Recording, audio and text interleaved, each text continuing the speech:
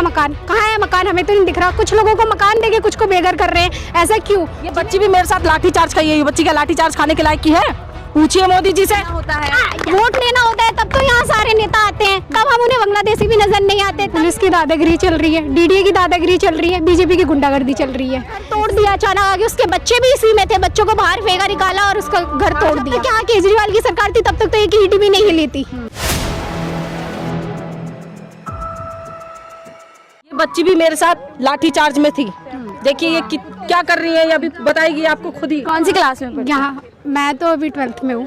यहाँ पे पुलिस की दादागिरी चल रही है, डीडीए की दादागिरी चल रही है, बीजेपी की गुंडागर्दी चल रही है। ऐसा क्यों कह रहे हैं? गुप्ता जी कह रही है अभी सैटरडे को उन्होंने बोला है स्टेटमेंट में कि कोई झुग्गी नहीं टूटेगी, फिर भी यहाँ सैटरडे को ही झुग्गी टूटी है। और हमारे प्रधानमंत्री मोदी साहब जी कह रहे थे जहाँ झुग्गी वहाँ मकान, कहाँ है मकान, हमें तो नहीं दिख रहा। कुछ लोगों को मकान देके कुछ को बेघर कर रहे हैं, ऐसा क्यों? जिन्हें नहीं दे रहे उन्हें बोल रही है बांग्लादेशी है। तुम्हें 70 साल से नजर नहीं आया कि हम बांग्लादेशी है? 70 साल से हमारे पास वोट मांगने आ रहे हो तुम, तब हम बांग्लादेशी नहीं है। सरकार बनते ही हम बांग्लादेशी हो गए। क्या सीएम रेखा गुप्ता का ये कर्तव्य नहीं बनता? वो दिल्ली की मालिक है, उनका ये कर्तव्य नहीं बनता कि यहाँ आए, लोगों की समस्या सुने, उनके डॉक्यूमेंट देखें, उसके बाद कुछ बोले?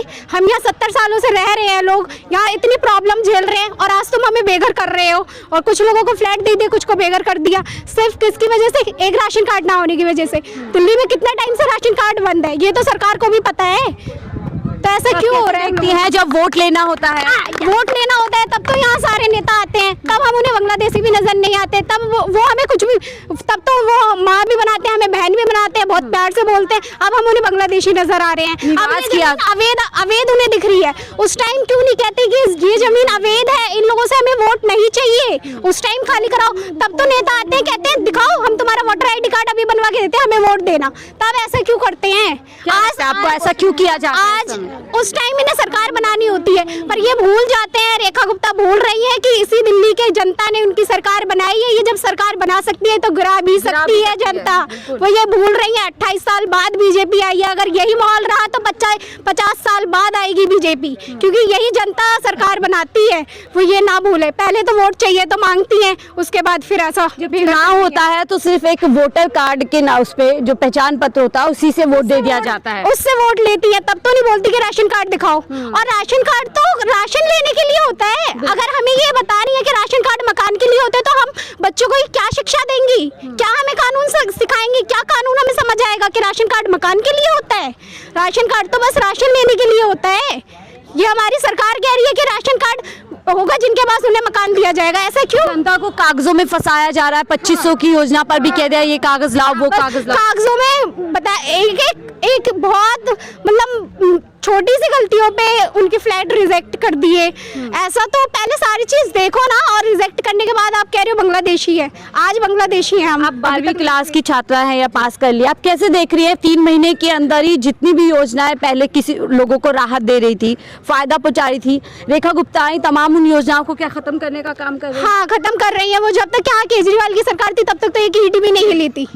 आज तो ये अपनी मनमर्जी से इनकी गुंडागर्दी चल रही है, पर ये भूल रही है कुछ नहीं हुआ, पर ये भूल रही है कि इनकी सरकार जनता नहीं बनाई है। तो क्या बीजेपी सरकार आपको गरीब विरोधी लग रही है? जो जनता हाँ लग रही है गरीब विरोधी है। गरीबी हटाने नहीं आए, ये गरीबों को हटा रहे हैं। ये गरीबी हटाने नहीं आए, ये गरीबों को देखिए आप बोल रहे हैं ना ऐसा, आप हमसे बोलिए मत, पूछिए मत, आप सिर्फ अपनी नजरें घुमाइए सब तरफ। लेकिन आप लोगों ने ही तो भरोसा किया कि मोदी जी, इसीलिए किया क्योंकि उन्होंने हमारे को आके जहाँ झुग्गी वहाँ मकान देंगे, हमने यही भरोसा करके उनकी सरकार बनी। नारा तो पीएम मोदी कई सालों से देश में दे रहे हैं। जब आपको लगा कि कहीं पूरा हुआ है तब आपने विश्वास किया दिल्ली के अंदर? कहीं कहीं पूरा भी करा है उन्होंने, कहीं कहीं पूरा भी करा है, तो हमें ऐसा लगा कि हाँ शायद हमें भी मिलेगा। पर हमारे साथ भी यहाँ आधे लोगों को दिया, हमारे आधे साथियों को दिया, आधे को नहीं दिया। सिर्फ एक डॉक्यूमेंट रिजेक्ट करके कि इनके पास राशन कार्ड नहीं है, सेपरेट राशन कार्ड नहीं है। क्या मैं रेखा गुप्ता से और डीडीए वालों से पूछना चाहती हूँ, राशन कार्ड मकान लेने के लिए होता है या राशन देने के लिए होता है राशन कार्ड? और दिल्ली में राशन कार्ड कब से बंद कर रखे हैं? अपनी गलतियां मानो, उसके बाद तो आपको लगता है आप ये बात जानती है, लेकिन सरकार जो दिल्ली को चला रही है वो ये बात नहीं जानती है? वो अपनी गलतियां छुपा रही है, वो सब जानती है सरकार, क्या अपनी ये बातें नहीं जानती होंगी? सरकार अपनी गलतियां छुपा रही है, सरकार बस ये कह रही है। परसों रेखा गुप्ता ने ये बोला कि झुग्गी नहीं टूटेगी, झुग्गी नहीं टूटेगी, फिर भी तो टूट रही है। लग रहा है जनता की भावनाओं से खेला जा रहा है, एक तरफ माइक पे आके खेला जा रहा है, खेला जा रहा है। अब देखिए, अब जो इलेक्शन का टाइम था तो सबने बोला था हम तुम्हारे साथ हैं, हम तुम्हारे साथ हैं। हमने सोचा कि चलो, मतलब बहुत से जगह में दिखाया गया है कि मोदी जी ने मकान, हमने भी वही देख देख के फिर हमने भी सोचा भाई मोदी जी हमें मकान देंगे, पर हमें ये नहीं पता था कि मोदी जी जैसे ही कुर्सी में बैठ जाएंगे मुंह फेर लेंगे। मीडिया के प्रचार द्वारा आपने देखा कि मकान मिल रहे हैं, आपने भरोसा कर लिया। हाँ जी, यही बस कहना हमारा कि हमने सब जगह देखा, यूट्यूब में भी देखा, सब जगह दिखता है आजकल तो कि भाई मोदी जी मकान दे रहे हैं।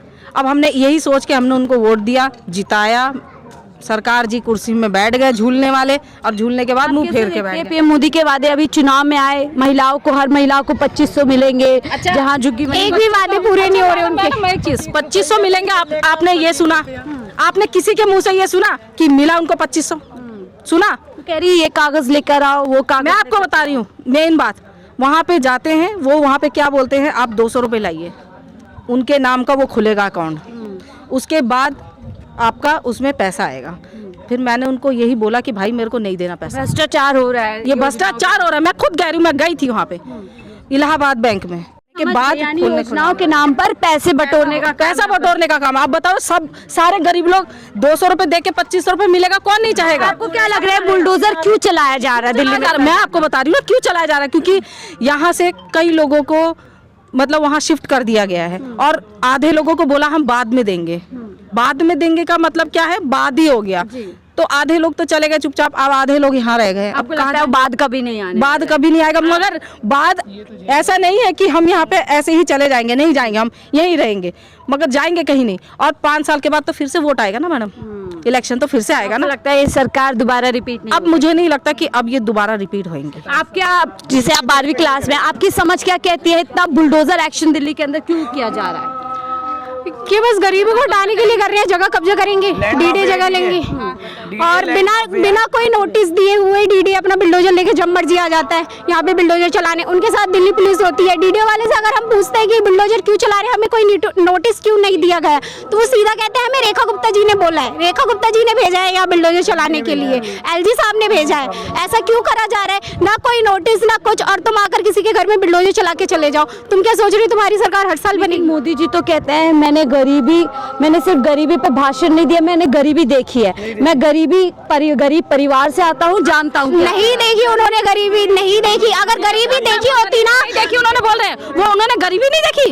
चाय गरीबी नहीं, उनको सारी दुनिया जानते हैं कि वो चाय बेच के हुए हैं, ठीक है? तो चाय कौन बेचता है? गरीब इंसान ही बेचता है। यही कहते हैं कि मैं गरीबी को समझता हूँ। गरीब कैसे समझते हैं वो, कैसे समझते हैं? मैं वही पूछ रही हूँ ना, इसीलिए ना, क्योंकि उन्होंने भी चाय बेचा है, उन्होंने भी चाय बेचने के बाद ही तो वहाँ जाके पहुँचे हैं चाय बेचने। अब सभी जानते हैं कि वो चाय बेचने वाले हैं। सिर्फ भाषण में मोदी जी गरीबी और गरीबियों के दर्द को समझ रहे हैं, हकीकत बस भाषण में समझते हैं, हकीकत में नहीं समझते। अगर समझते होते तो इस घर के अंदर ना जो लेडीज रहती थी उसका पूरा सामान इसके अंदर दबा दिया, बिजली का बोर्ड सब ऐसे पड़े हुए हैं, इसके अंदर सामान दबा दिया, उनका घर तोड़ दिया अचानक आगे। उसके बच्चे भी इसी में थे, बच्चों को बाहर फेंका निकाला और उसका घर तोड़ दिया।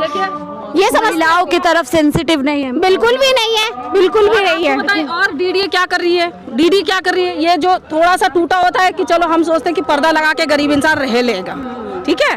और वो क्या करती है, वो जो दिखता है यहाँ से पिल्लर दिखता है लोहे का, उसको सोचते हैं कि पूरा ही तोड़ देते हैं, इससे पैसा मिलेगा, पूरा तोड़ देते हैं वो, पूरा का पूरा। अब ये एक बात बताइए, जो बच्ची है आपको, ये देखिए, ये बच्ची दिख रही है आपको? जी। ये बच्ची भी मेरे साथ लाठी चार्ज खाई है। ये बच्ची क्या लाठी चार्ज खाने के लायक की है?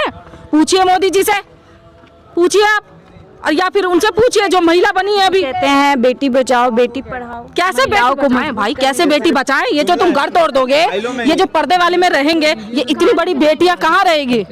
बेटियां कहाँ रहेगी?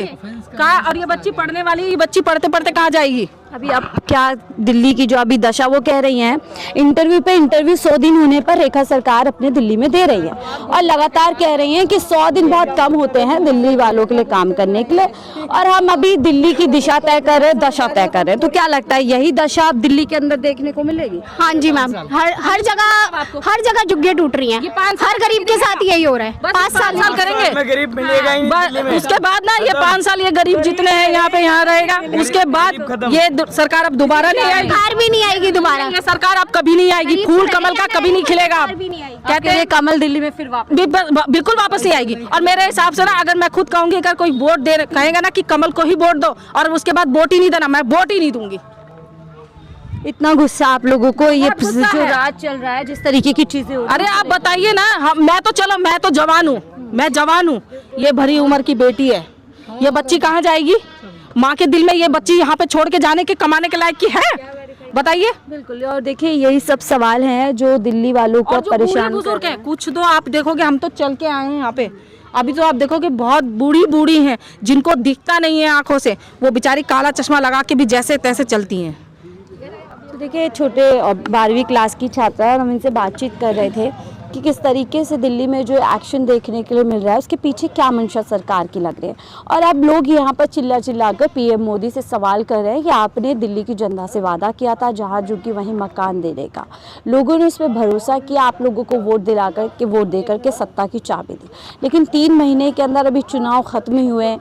जब सरकार ये कह रही है कि 3 महीने का समय कम होता है सरकार के काम गिनाने के लिए, तो 3 महीने में ऐसी क्या जल्दबाजी हो रही है कि दिल्ली के अंदर सभी को साफ किया जा रहा है। जगह जगह बुलडोजर एक्शन भारी तादाद में देखने को मिल रहा है, जिसमें लोगों को ना नोटिस दिया जा रहा है, ना किसी तरह की रियायत दी जा रही है। सीधा आप देख रहे हैं, इन्हीं के मुँह से आपसे सुना है कि दिल्ली पुलिस के अधिकारी आते हैं, DDA के अधिकारी आते हैं और सीधा ना महिला देखते हैं ना बच्चा देखते हैं, एक्शन पूरी तरीके से और बेरहमी से लोगों के घरों को जाड़ा दिया जा रहा है। हम अपने चैनल के माध्यम से लगातार दिल्ली सरकार और पीएम मोदी से गुजारिश करेंगे कि ये वही लोग हैं जिन्होंने आप पर भरोसा किया, आपको सत्ता की चाबी दिलाई, चुनाव होने के बाद इन लोगों के साथ इतनी ज्यादती क्यों? आप इस रिपोर्ट को लेकर के क्या कुछ सोचते हैं? अपनी राय जरूर साझा कीजिएगा। देखते रहिए 4PM दिल्ली।